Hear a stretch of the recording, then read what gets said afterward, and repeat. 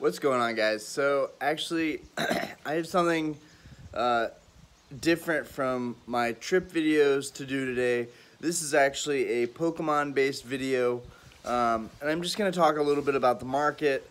I've been watching a couple videos recently talking about modern sealed products, booster boxes that we don't really think about, like Battle Styles, Chilling Reign, Fusion Strike, etc.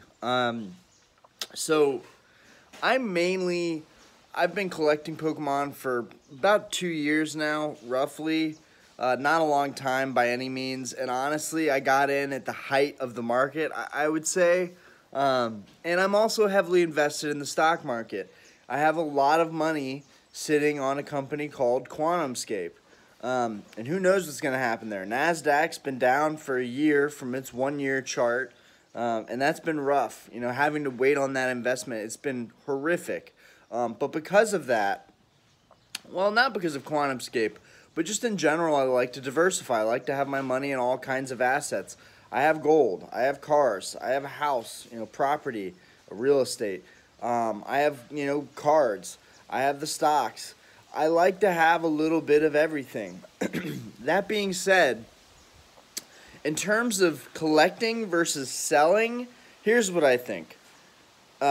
Regarding Pokemon product, I think that the modern product, whether it be a tin, whether it be a sealed booster box, whether it be a sleeve, all of it I think is a great long-term hold. I think it's really easy to get into that now while the prices are so cheap. On top of that, I believe that we're in a recession, officially. I don't know if it'll last long. I don't know if it'll be a serious one. It could get really bad all the way up to 2023. Even in the beginning of 2023, it could be bad.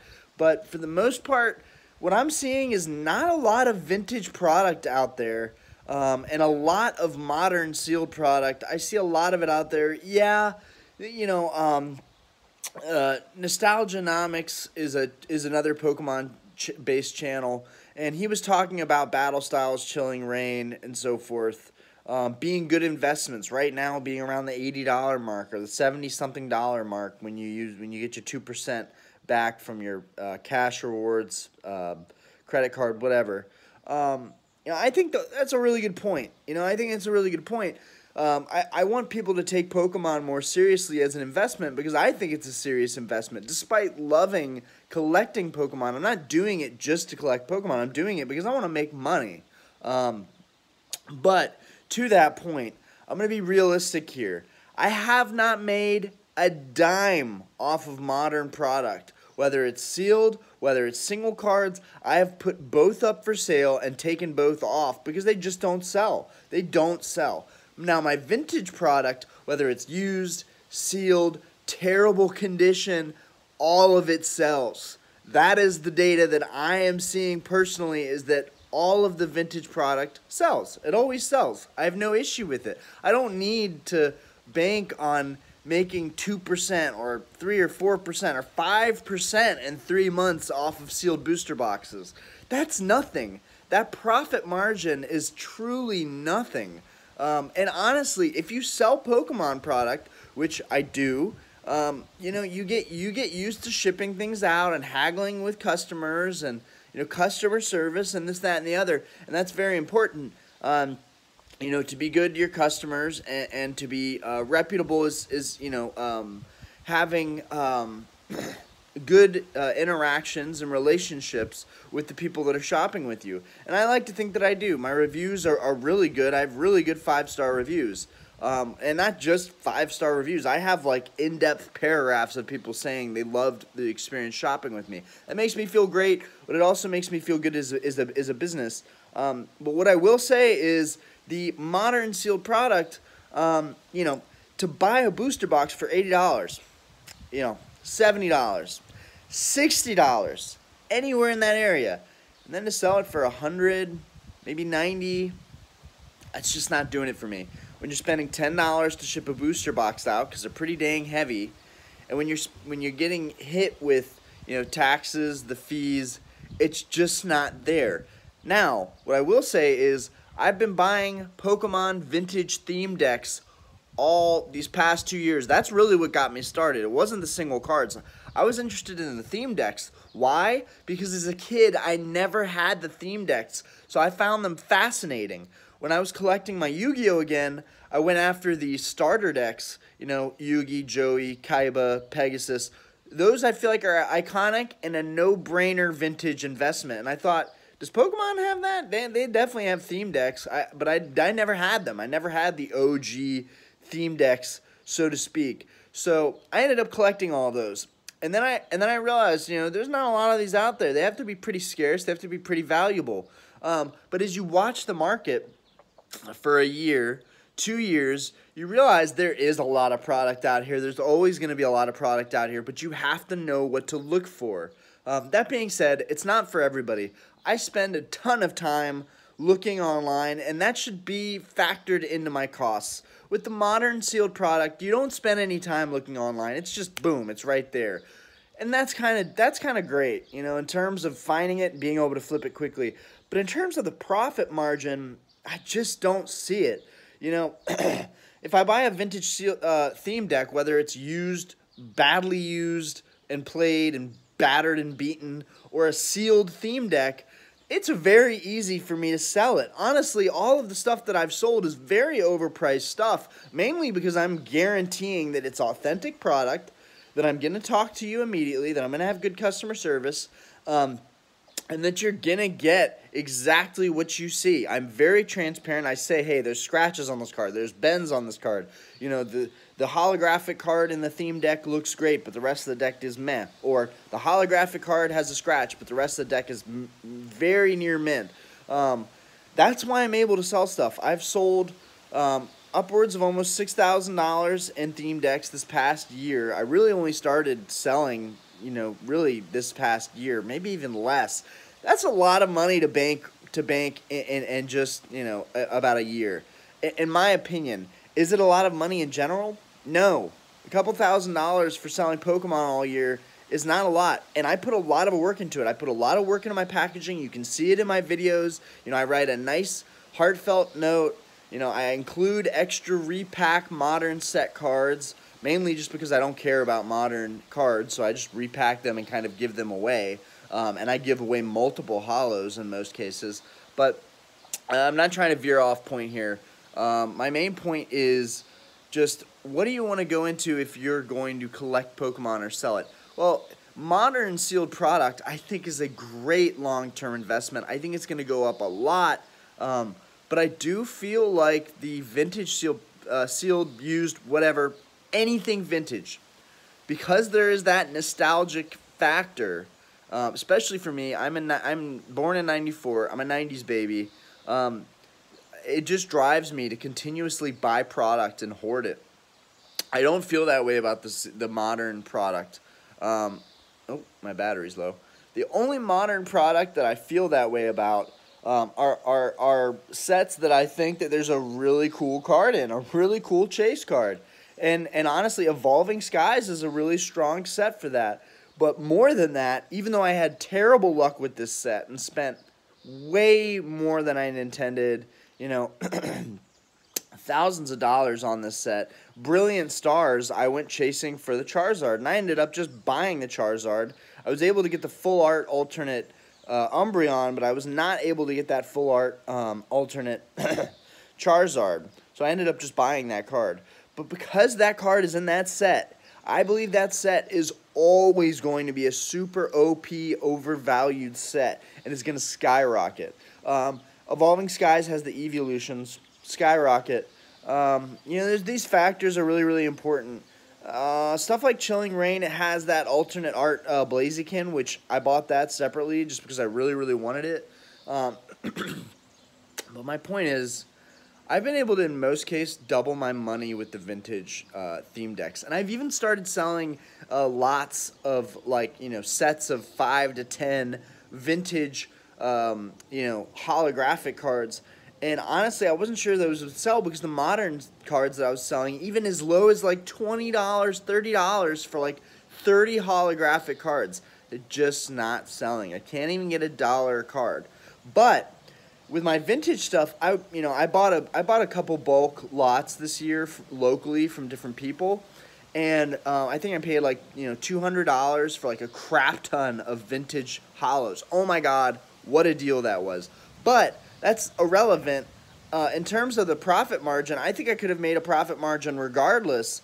I was able to sell something like 10 bent and creased holographic cards for like 80 to $100, and I couldn't believe how quickly they sold.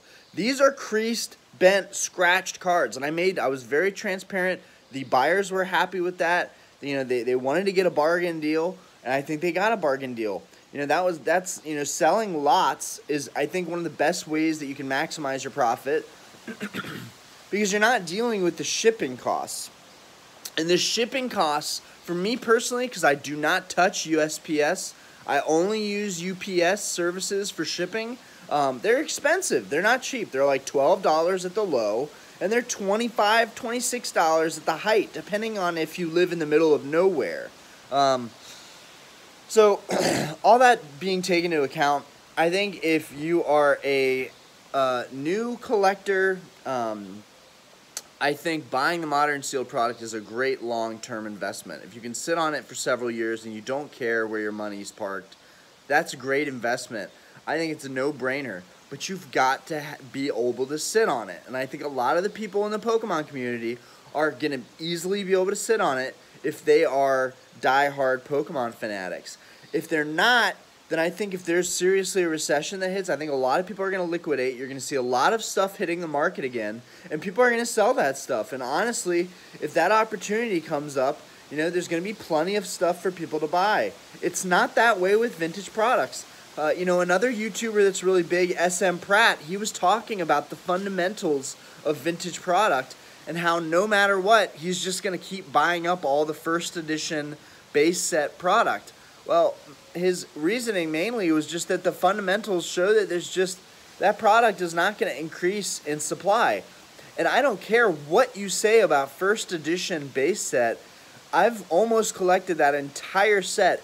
I'm still short on a Blastoise first edition, which I'm looking at even while I'm in here in Portugal, because at least it'll get shipped out, and then when I get home it'll be there, which would be pretty cool. But I also kind of want to wait so that way I can review what I'm ordering right when I get it.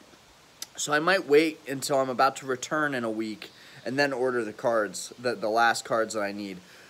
If I even order them. Charizards are really expensive right now. Blastoises are right in my price range. If I can get a PSA 4 for around like $600, $700 flat, I think I would buy a PSA 4 if it was a pretty good looking PSA 4. But there's just not a lot of these. I don't care what you say. I've been eyeballing all 16 of the holographic cards in the first edition base set, and you just never see them getting posted. And that's why I'm so glad that I spent a lot of money building a briefcase with the entire 102 set, besides the 2 that I don't have, because I have now a great inventory of the vintage stuff to sell. I have no idea how it's going to sell. I've never sold graded slabs before. My specialty is theme decks, but my main point is, like, my theme deck sales have been great. Of the theme decks I've sold, I probably have like $3,000 in the theme decks or even less, and I've been able to pull almost 6. So that profit margin's been absolutely fantastic. I cannot imagine, though, trying to sell booster box after booster box of modern sealed product. I just can't imagine. The shipping costs, getting them, when you get them, you really don't want to sell them. It's kind of a special thing having that sealed product with all those booster packs. It shouldn't be like that because it is in such quantity right now that you shouldn't really be too worried about it.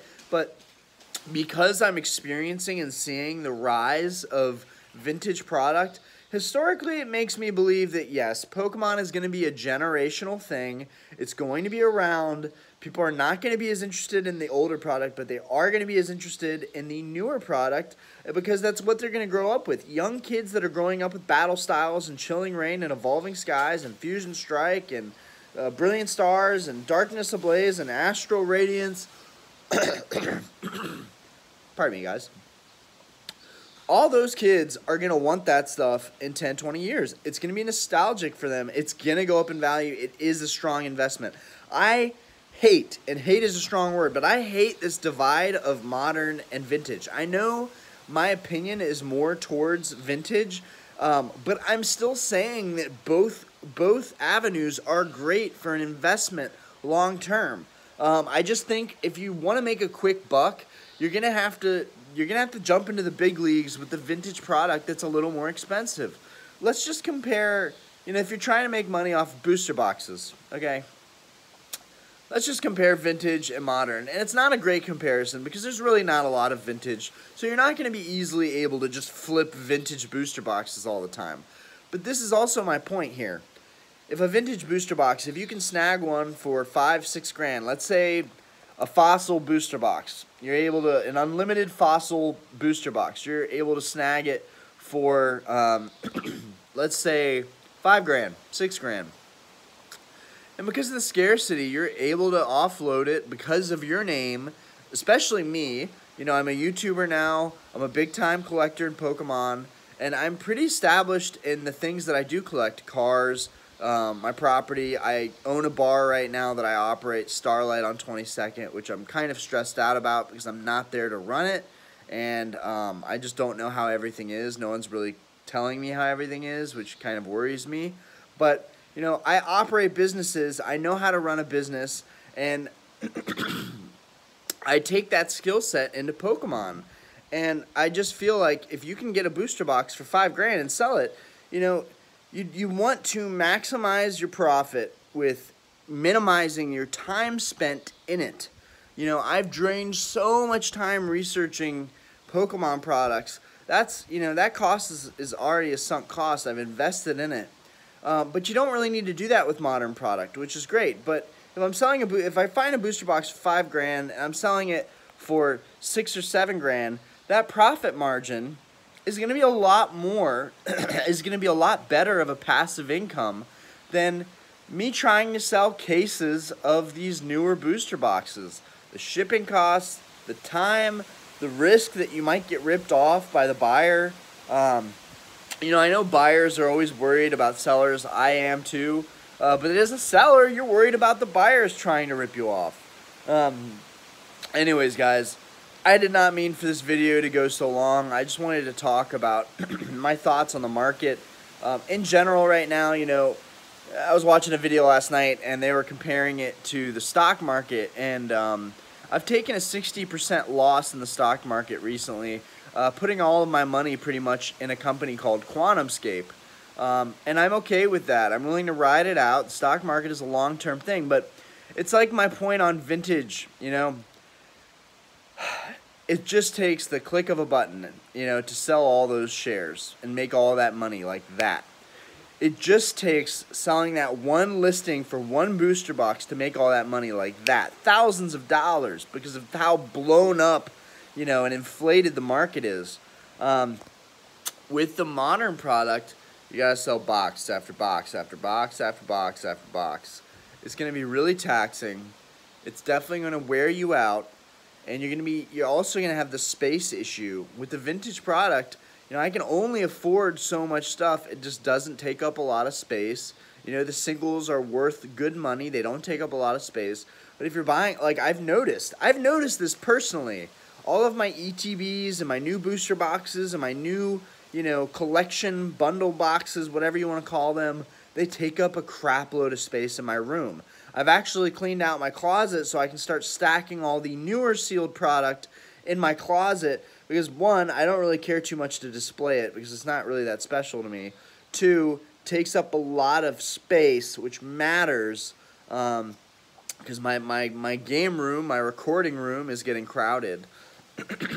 And three, it's not something that I feel like I want to take up my shelf space. I guess that goes back to the aesthetics of I don't really care about that stuff as much, so I don't really care to show it off. I want to show off my vintage stuff. That stuff was hard for me to get. I'm not even gonna lie. I want to show it off because it was really hard for me to get, and that was an accomplishment for me.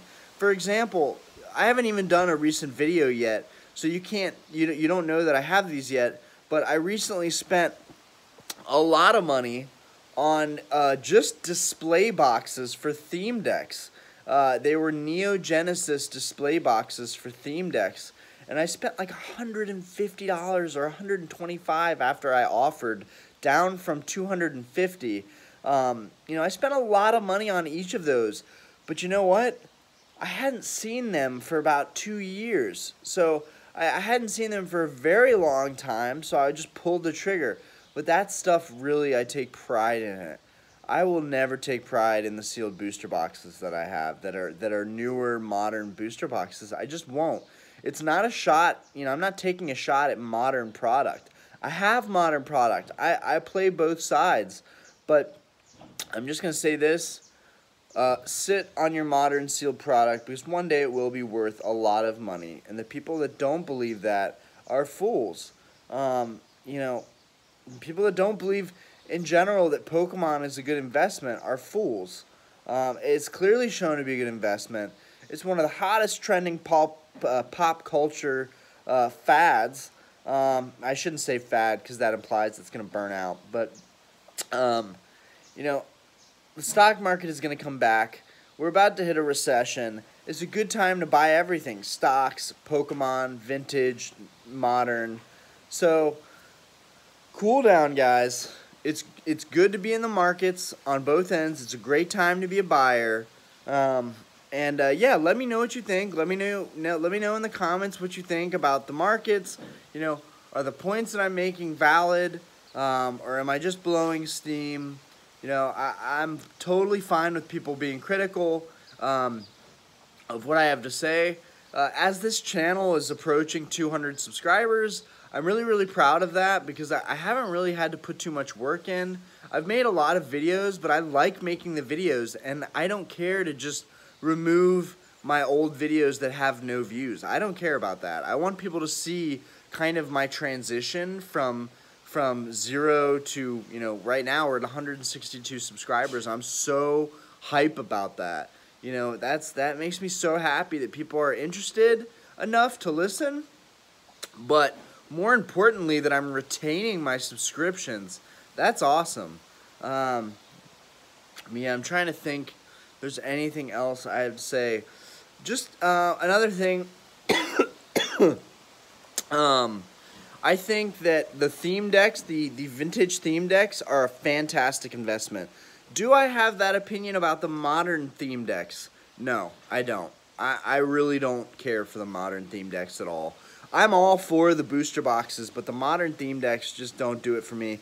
I'll buy them if I see them in a store, to just take a chance and spend $15 on a theme deck, whatever, $12, and see if maybe in 20 years they're worth something and I can get some, I can double my money or get money back out of it.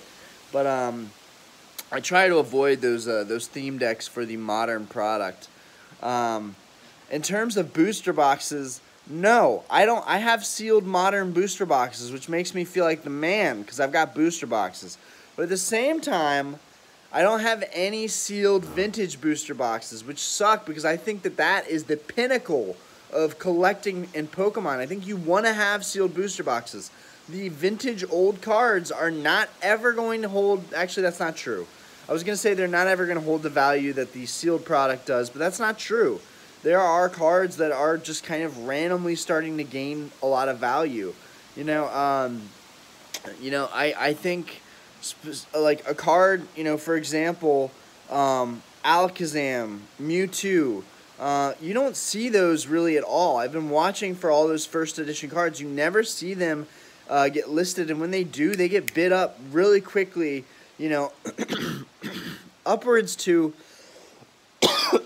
$600, $700 for like a PSA 3 or a PSA 4. People don't even care about the condition anymore. They're just bidding on this stuff. And I'm kind of going off on tangents here, but my strategy in terms of vintage booster boxes, until there comes a day where my stock investments, all the money that I put in, which is right now around $150,000, when that when that money comes back and the market rebounds, which I'm sure that it will, historically it always has, I think that's going to trump any investment I ever made in Pokemon. I wish that I bought vintage product and I had it as a kid. I loved that stuff, but I was embarrassed what my friends thought of me. I was embarrassed what girls would think of me. And so I wasn't true to myself, and I intended to redo all of that this time around. But unfortunately, the stock market seems like a better way for me to make money quickly or passively with the click of a button. My strategy for the vintage booster boxes, though, as some of you already know, is I buy empty booster boxes. And you see it all the time. On eBay, empty booster boxes sell. They sell really quick. Not the modern ones. Those are not going to sell for years and years and years.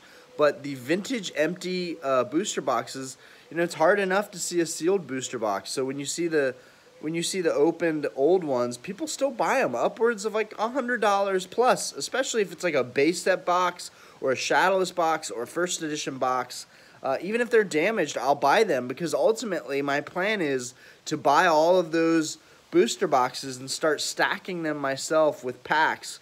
And it's very sketchy to buy booster packs, vintage booster packs, because so many of them are glued and resealed and whatnot. One of my first base set booster packs, I bought 3 of them from a seller for about $300 a piece of all the artworks. And one of them on camera was coming apart while I was like looking at the product. It just like opened up and I was like, gosh dang it, this has been resealed. And it was just like, dang, my first time buying these and I paid $300. I paid top dollar. It's not like I cheaped out and saw a good deal and got screwed over. I paid top dollar and still got a resealed product. They weren't even heavies. They were all light packs and they were resealed. You know, like, there's just so much scammy stuff going on in the market. And I was lucky enough with my base set unlimited stuff to link up with this old couple that found it in their that found a booster box in their attic, and they did a lottery style. And you know, they were at first it was selling for like $300 a piece for unlimited base set booster packs. But then I left a really good review and I was like, I'm a YouTuber, I'm a Pokemon collector. These packs are legit 100%. I'm so happy with the product. They look pristine. And then after that, the bids started getting competitive at like $400, $500. And I was like, dang, maybe I should have waited a little bit to leave that review because now people are bidding against me. On the bright side, you know, I told Dave and Joy, you know, these were the sellers. I told them, you know, I was explaining the whole weight system and how, you know, the heavier the packs, the more valuable they are because they might have a holographic card. And, you know, it's funny, we decided it was best to stick with a lottery system so everyone got a fair chance.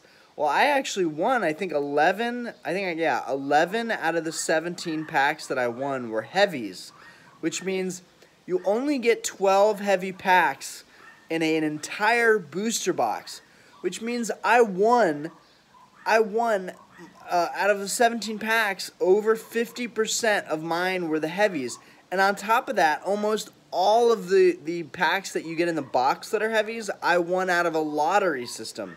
So I was pretty stoked about that. On top of that, they gave me the original box and the original wrapper they sent over when all of the packs were officially sold off. And I was just, along with other gifts that they sent me that were like Pokemon vintage products, which made it even realer because they were sending me old Pokemon VHS tapes, old Pokemon plush toys that were not even opened. Dave and Joy, if you guys are watching this, I'm in Portugal. I'm having a great time. I still regard you guys as my best buying experience in Pokemon. Those booster packs make me so happy. And even though I didn't complete a whole box, maybe someday I can. But honestly, I kind of want to keep those 17 booster packs separate from any other packs that I get because they're special and there's sentimental value, and I may never sell them. And I may never open them. They're just, it's cool, and I appreciate the artwork. That's another thing. The artwork of the vintage product is so nice and so cool and good looking and hand drawn that I don't even care to open it. with the modern sealed product, because it's such a cheap price point, I want to open all of that stuff to see if I can get the chase cards. But regardless, guys, I didn't mean for it to be a 30-minute video. You know, I'm here on vacation with my family. I should be focusing on that and enjoying myself, but I love doing these YouTube videos, and I thought, you know what, nothing is stopping me from doing a video. A Greek philosopher said, we regret the things we do and we regret the things that we don't do. Basically saying that, you know, you're going to have regrets in life no matter what you do, so don't have regrets. Just do what you want to do, in essence. And for me, that was making these videos, whether they're about Portugal or about Pokemon. I don't have to have my room to make a video about Pokemon. I can make a video anywhere. And that goes back to a podcast that I did about anti-fragility, in a sense that, you know, this is a job, a hobby that I can do anywhere in the world. I can do this anywhere that I want to, and that's the beauty of it. And on top of that, if people don't like what I have to say, like, there are some really harsh, critical people on YouTube that leave pretty harsh comments. I try not to be one of those people. I like to think that I'm not one of those people, but I see people commenting like that all the time, and it's just bad energy. You know, there's a constructive, you know, respectful way to comment, and then there's just like a mean, like, bad energy way to comment, and I never want to be like that. And, you know, the beauty, the anti-fragility part about YouTube is that you can have a video that gets you bad press and harsh criticism and comments that you don't want to see, but ultimately, bad press is good press, especially on social platforms. It's just more attention. So it's kind of like, bring it on. Anyways, guys, peace out. Thanks for watching this video. I'll be back in about 2 weeks, and then I'll be doing videos back in the room again. My wife's computer is here, so I can't use the softwares for the audio or uploading with the camera, mixing those together. I may still upload high-quality videos from the camera, but honestly, I love using my phone because it's just easy, it's to the point, and I can get the content out to you guys and get my opinions out right when I want to get them out. When you think of something, you want to be able to get it out and put it out into the world immediately.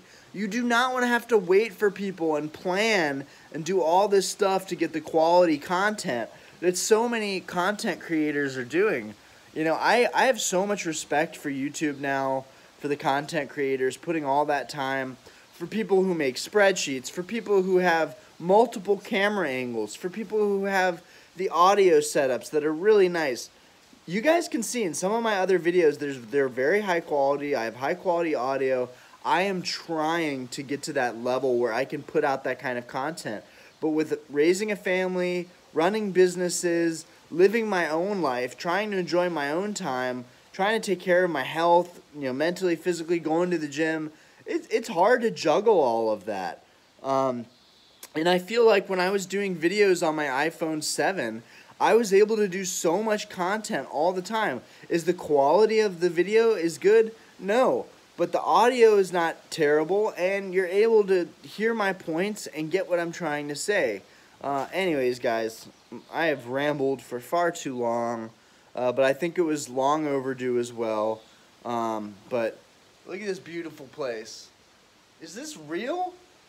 Like, I feel like I'm in a oasis paradise right now, and I'm gonna have this the rest of my life. I intend to be with Diana the rest of my life, and I'll be getting to visit this amazing country. You know, Portugal is an absolutely incredible place. I highly recommend coming and see it. I feel like I'm really, really cultured now. And that's something that I always wanted with somebody that I want to spend, you know, the rest of my life with. I wanted them to make me cultured, not just be like a typical American. And also, I'm really an introvert, and I'm really, as surprising as that is, and I'm really a homebody. So I don't really like to travel a lot. You know, I was stressed out about this trip, and originally I wasn't even gonna come. Mainly, it was important for me to meet Diana's parents, you know, so we could break that ice, because it's been almost 2 years now, and I still hadn't met them. You know, I really love them. I feel like we all get along really well now that I'm here, and I'm excited for the future trips and coming back here. But yeah, I feel really blessed, and you know, Pokemon for me is not going to be a fad. I'm always going to be doing these videos. I just find it really, really interesting, and most importantly, Pokemon is a real investment. It is a real investment. Yes, it could be a bubble. It could crash at some point. All things do for the most part. But honestly, what I'm seeing in Pokemon is kind of, it's not normal for something to just keep going up, up, up, up, up. Anyways, guys, the video is really long. I've gone way too long. I always do this, but I just have fun making the videos. Peace out, guys.